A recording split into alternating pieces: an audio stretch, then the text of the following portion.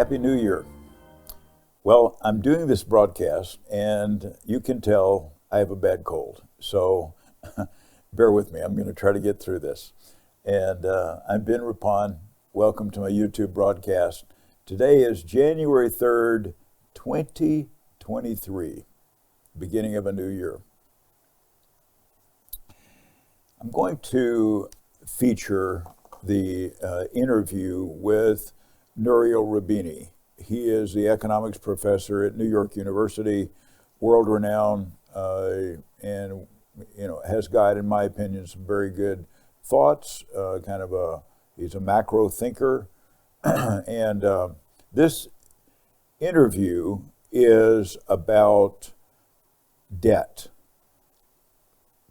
country debt, corporate debt, personal debt, debt everywhere, and it seems to be going higher and higher.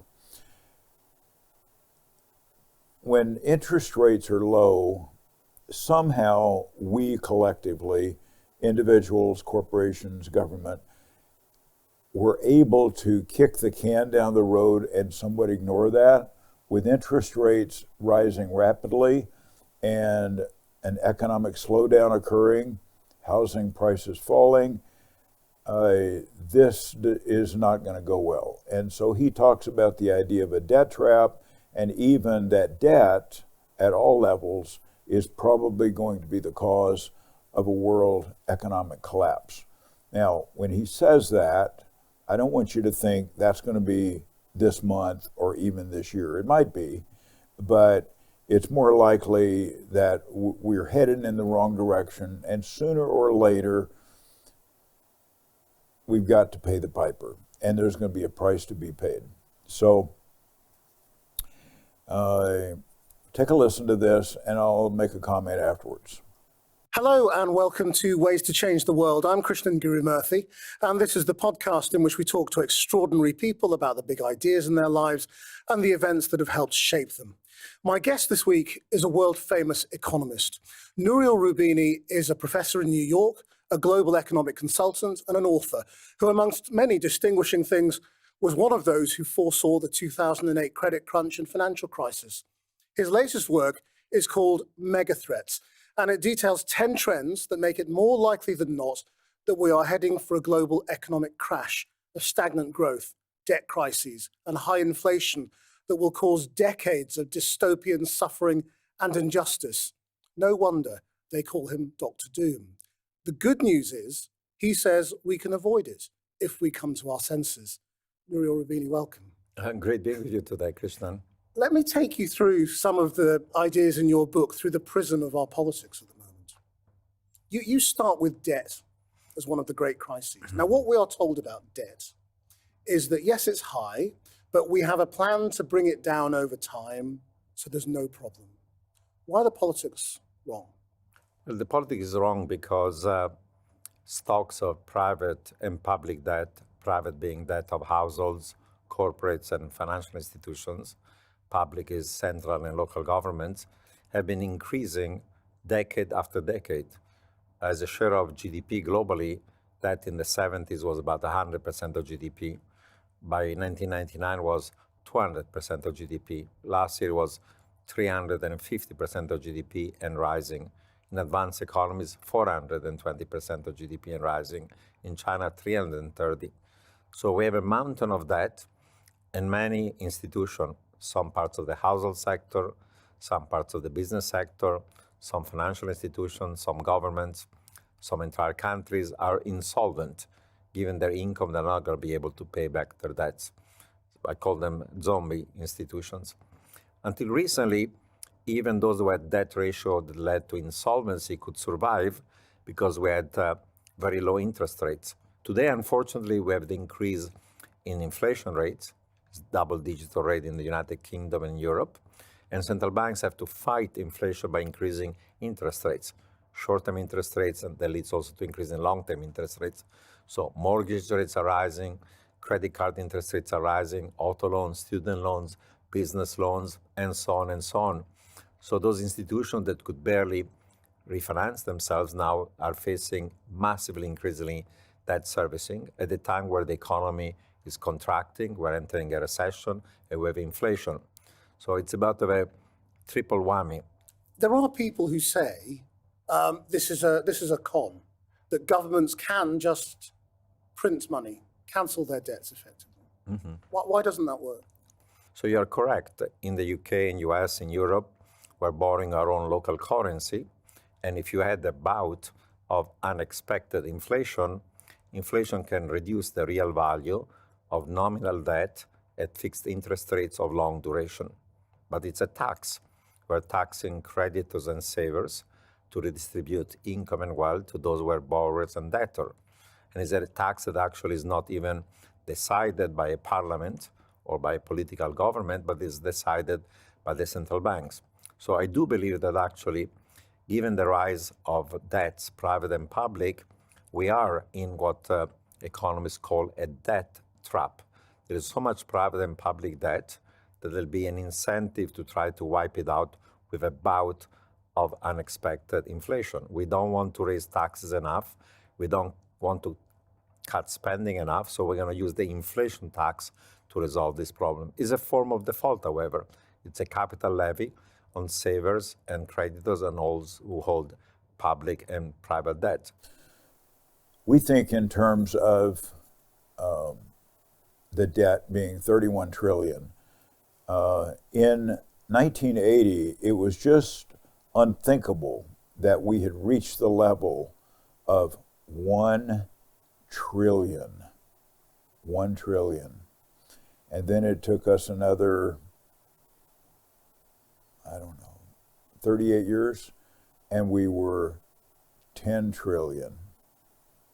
And now we're at 31 trillion. The number is an absolute number, but he equates it to gross domestic product. And it just, why are we in debt? Because we're spending more than we're taking in. The government seems to be spending about 6+ trillion per year and taking in about 4. So we're adding another roughly at least 2 trillion a year to that. It used to be maybe, 10 years ago, we were adding pretty consistently $1 trillion a year, and now it's 2 and above. Then we just passed a stimulus package of, 1.9 trillion. I don't know where all that money's going. It's a ridiculous name. Stimulus? I don't see the economy being stimulated.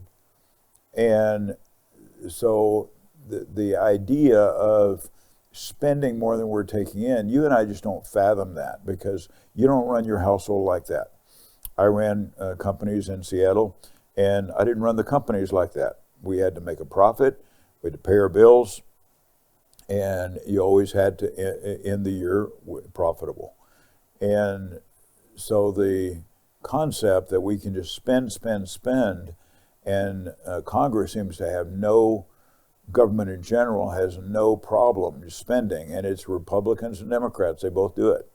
And wouldn't it be amazing if somebody ran for office and said, I want us to not eliminate our debt, I want us to just stop going more in debt. I want us to just stop spending more than we're taking in.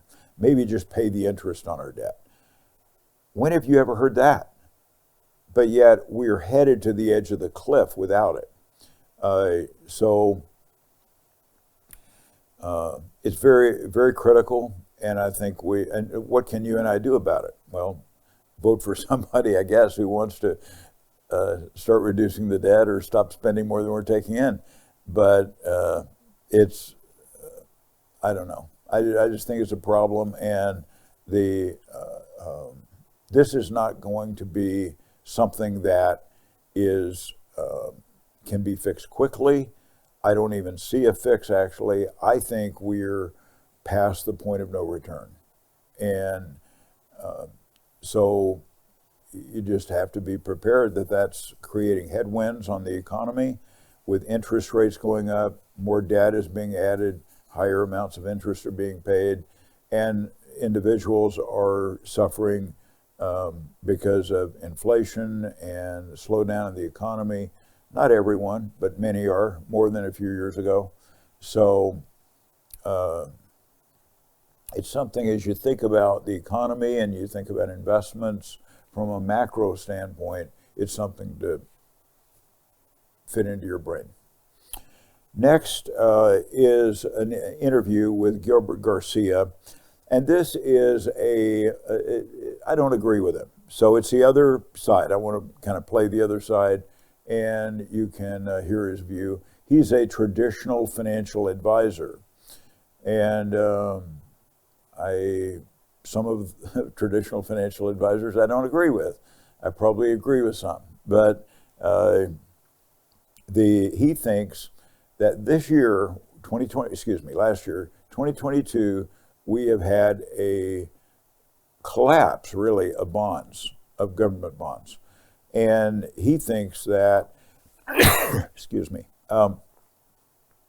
he thinks that this year, 2023, bonds are going to turn around and become favorable again.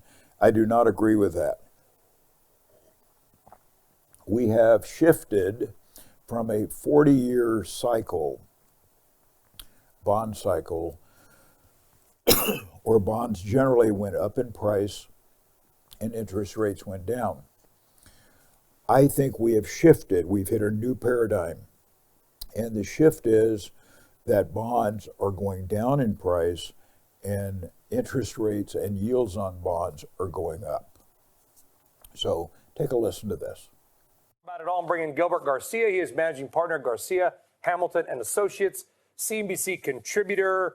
I kind of joked the other day, Gilbert, that 5% return, meaning 5% is the new 25%. Should we feel good about that? I think we should, but I'll tell you what, bonds may be down, but they're not out. And when you look at the old 60-40 split, there is no doubt the 60-40 split this year is probably the worst in almost 50 years. But I think when you look at those time periods when it's done poorly, it typically was followed by some very strong performance. And that's what we see next year. Yeah, and you probably heard my comments, Professor Miskin. I was like, I'm only half joking. We're writing economic history as we go on. This was the single worst year ever for both stocks and bonds. Usually one goes down, the other goes up. That's why every financial advisor in the world is like, you got to diversify your portfolio. It didn't work this year. Why not? Well, sure. It shouldn't be a surprise to us that something strange would happen. And the reason is the government has been the buyer of last resort that artificially brought levels way too low. Keep in mind, the government owns 30% of the treasuries, the TIPS market, which, of course, inflation-protected treasuries, and the mortgage-backed securities market. And that's what's distorted everything and distorted the risk allocation in the marketplace. And so if you go back to the key fundamentals, money supply has grown at a historic pace.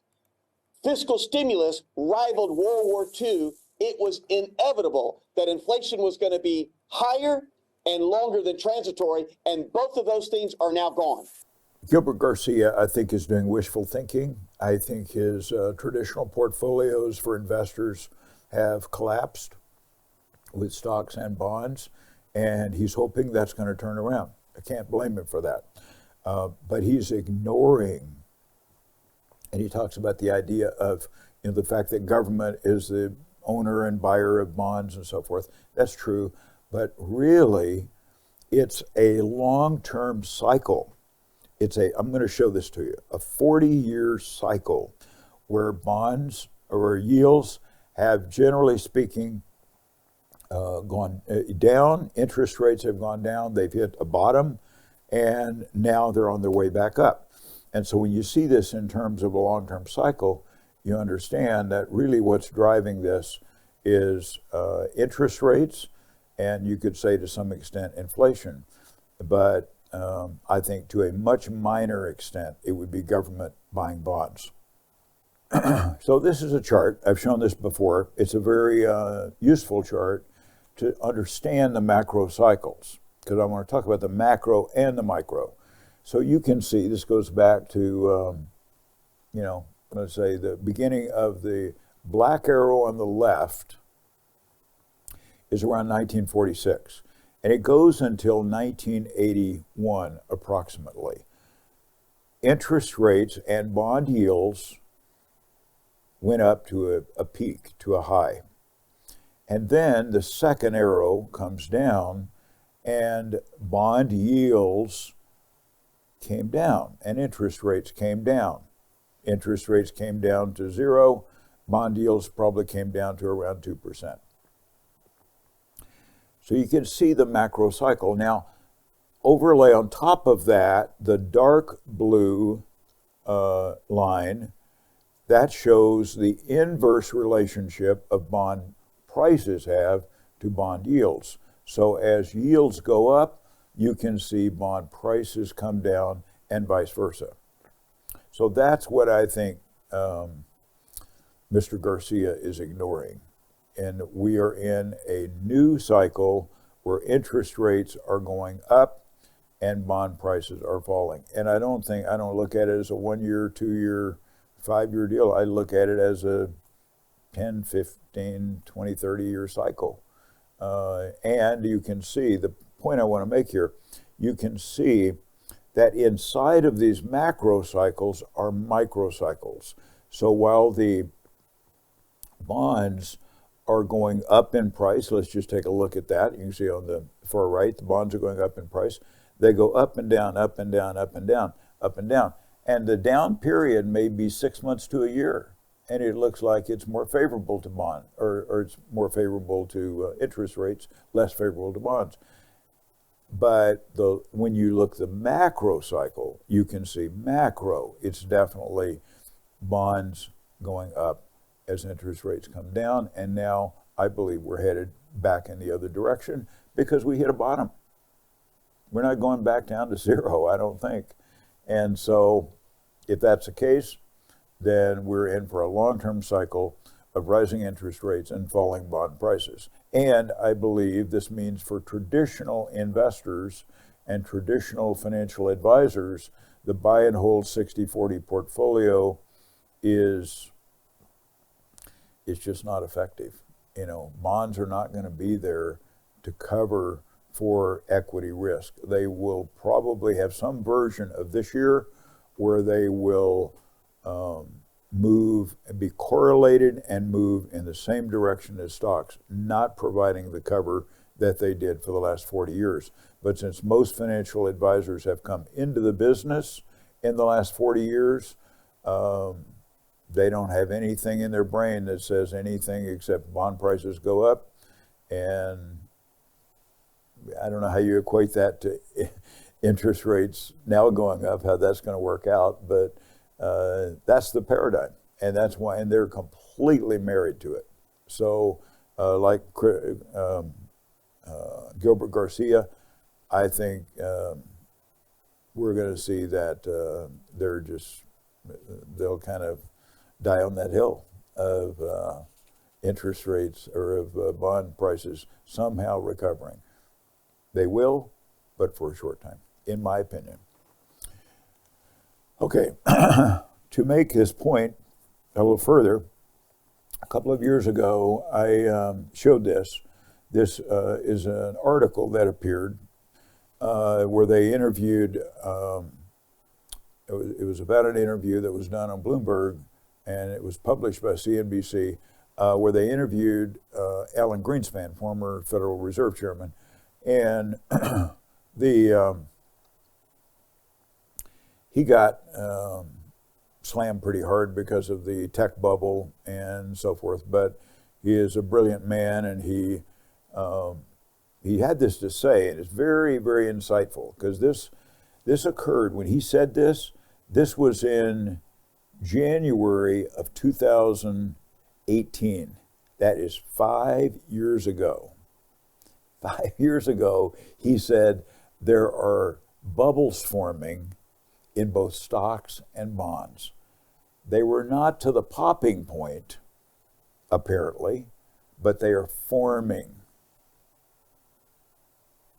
And he was absolutely right. And that's why I played it a couple of years ago, because he made the case for it, that interest rates are at zero, which they were then, and they've got nowhere to go but up, which means bonds have nowhere to go but down when that happens. And And they continued, by the way, to go on up for a while and then finally collapse. And then stocks are overvalued. So in 2022, we had the perfect storm, exactly as Chairman Greenspan predicted. So both collapsed together. I don't know what 2023 holds, where bonds are going to go and where stocks are going to go. I think I focus more on the stock side, so I think we're in for a rough ride. I think some down and some up. Maybe a lot of down and a lot of up.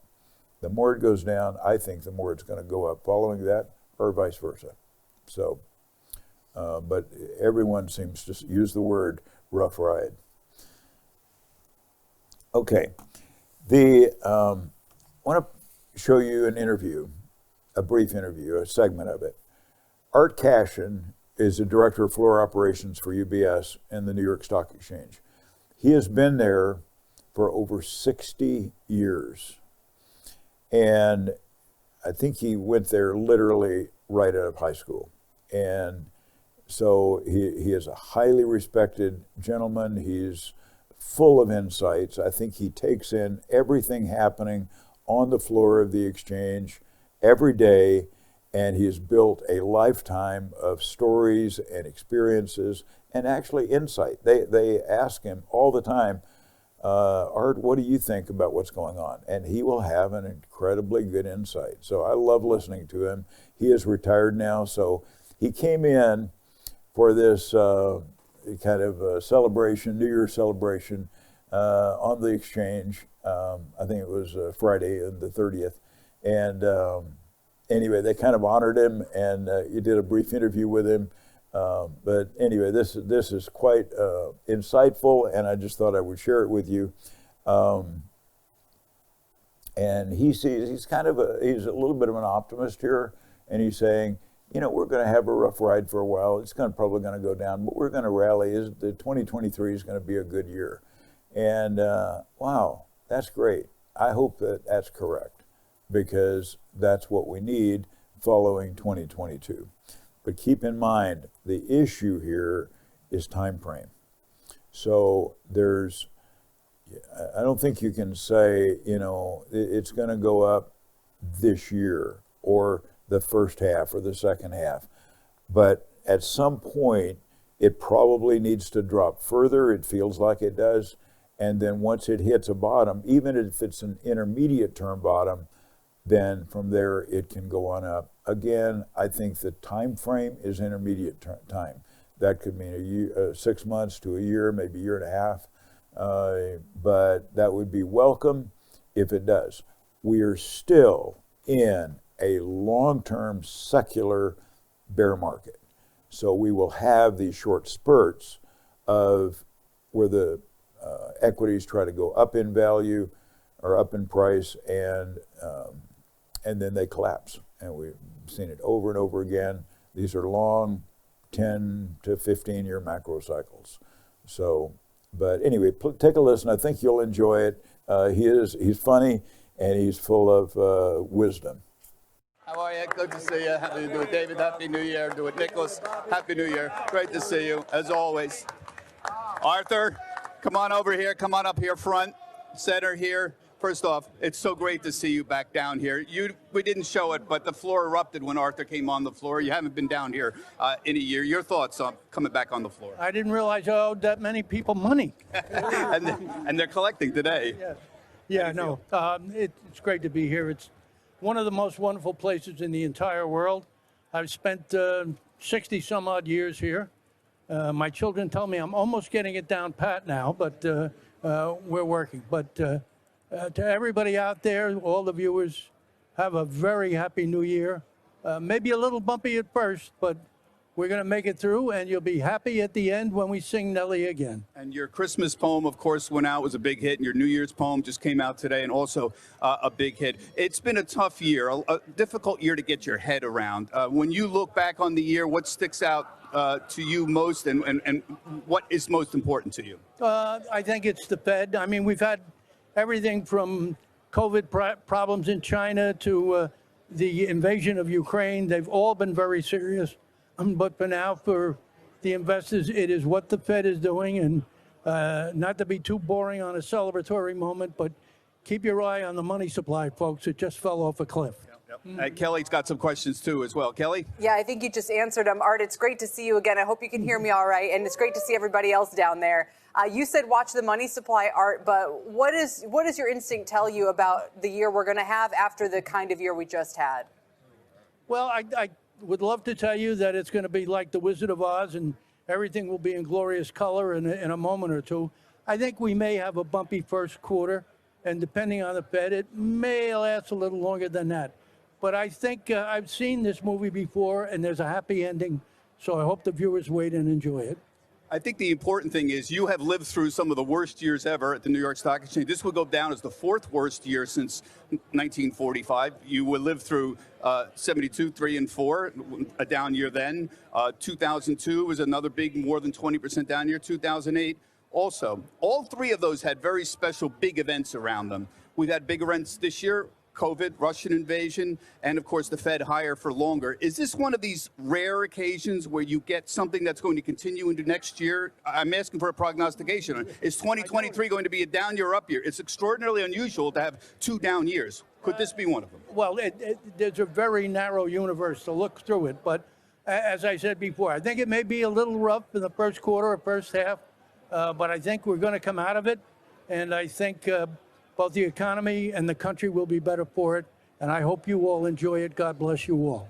Art Cashin, so many people owe so much to you. Thank you, everyone, for coming. Many of these are retired members of the Buttonwood Club from the New York Stock Exchange. They've been here 50, 60 years ago, along with Arthur, and they came down here to pay tribute to Arthur, and of course, to continue that wonderful tradition. Wait till the sun shines. Now, thank you for your leadership and your friendship from me personally, Arthur. And we'll be here next year with Art Cashin and the Buttonwood Club and everyone from the NYSE. Kelly, thank you. Merry Christmas and Happy New Year to everybody. And to you. Okay, I want to shift gears, give you some data. I saw this, I just thought I'd share it. It doesn't really mean anything. It's just what's interesting to me.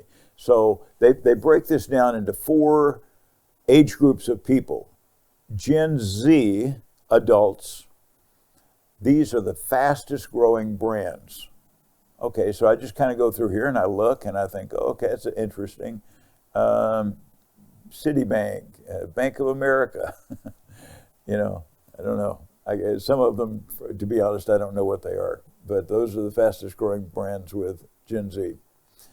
Millennials, interesting here. These are the fastest growing brands. DeWalt. What else?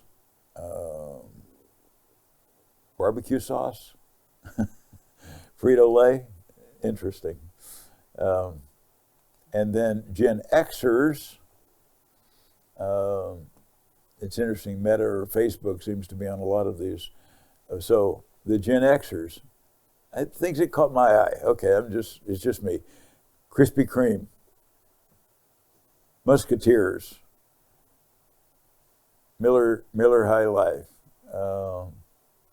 Milwaukee Tools, Louis Vuitton, whatever. Interesting bag of brands for the Gen Xers. And then for the baby boomers, of which I'm one, there again, Facebook pops up again. But here we are, okay, Dr. Pepper, Cheerios, Bisquick. Come on. Baby boomers, really? We can do better than that. This is pure sugar. Okay.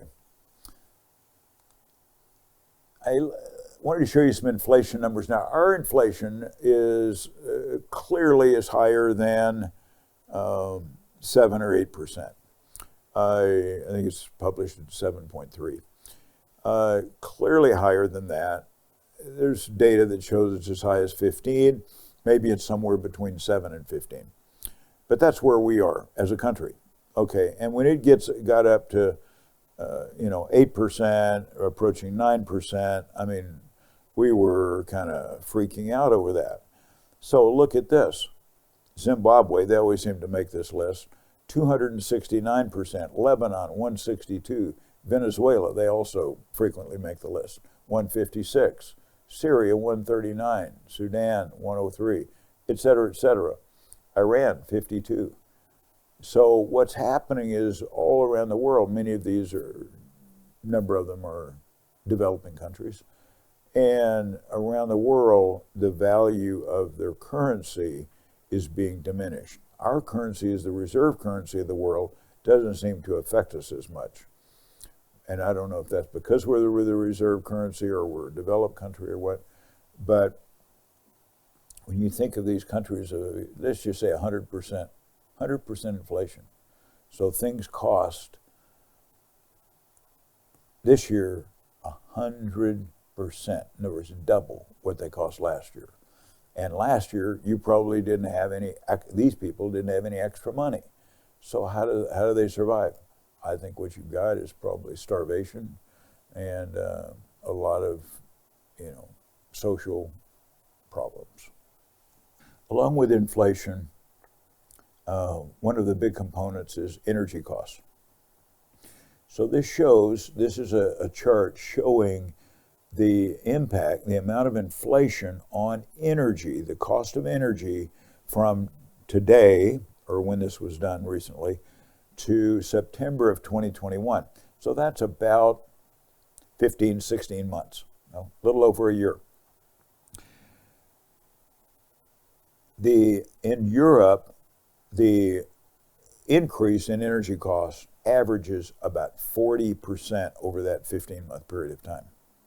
So Europe is in trouble. They're more in trouble than we are. And energy is one of them. They have their issue with Russia and, petroleum products, et cetera. But a lot of these are European countries, and right in the middle is the United States. We have our own issues with energy. But I think in Europe, and I particularly focused on Germany at the bottom, a lot of challenges there. Staying on inflation, people can work. If you want to work, you can get a job.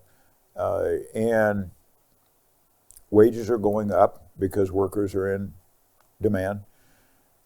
But as wages go up, real wages have gone down.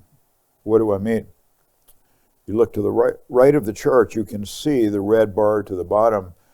That's the impact of inflation on wages. So you can see while inflation was down at the 2% level or very low, and wages go up, the real wage is similar to the actual wage. But here we are in 2022, and wages have gone up quite a bit, but not to keep up with inflation. So the real wages are down. Also, if people are on pensions or on Social Security, same problem. Inflation, even more so, is eating into the sources of income.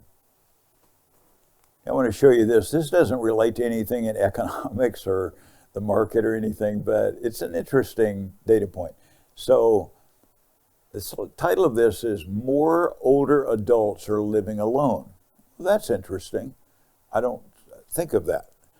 But on the group of age 50 and above, about 25 million people in the United States live alone. Isn't that interesting? And going up at a pretty significant number. Whereas those under 50, that is more of a static number. Black Americans are most likely to live alone. I didn't think about that. So I don't. If you were to ask me among all the different races, which ones would have more that live alone or percentage-wise, I wouldn't know. But yeah, interesting. In all age groups, Black Americans are more likely to live alone. Okay, now I want to shift over into the flow of funds report. We have conventional equity funds, a continuation of outflows of equity funds, 19 billion. Conventional bond funds, no surprise, 12 billion. This has been going on a while. and money market funds had net inflows of $22 billion.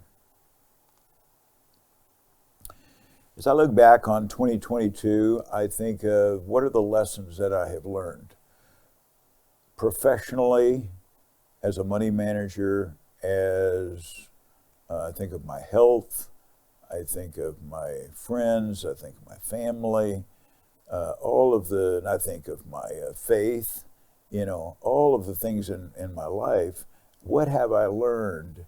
And I've learned, and I don't have a list for you, but I could say that I can look back and say, in all of these areas I've learned, I hope I have grown, and I approach 2023 with more experience and more to draw from the lessons that I've learned. So I think since this is about economics and investing, I would say that I learned that 2022 was an outlier. It was an aberration. It had not happened. Nothing like this has happened in 50 years. I don't know if you go all the way back in the stock market if it's ever happened. It's a very unusual environment about the way the market went down, the way bonds and stocks were correlated, and kind of from beginning to end. Not something that's easy to model, and not something that's certainly easy to predict. So. But that's what I thought as I turn the page and go to 2023, what are the lessons I've learned? And maybe it's a thought for you to think as an investor, but in other areas of your life also, what lessons have you learned that are you can carry forward into 2023? Thank you for watching. If you have questions or comments, leave them in the comments section below, and I will try to answer them. Again, Happy New Year.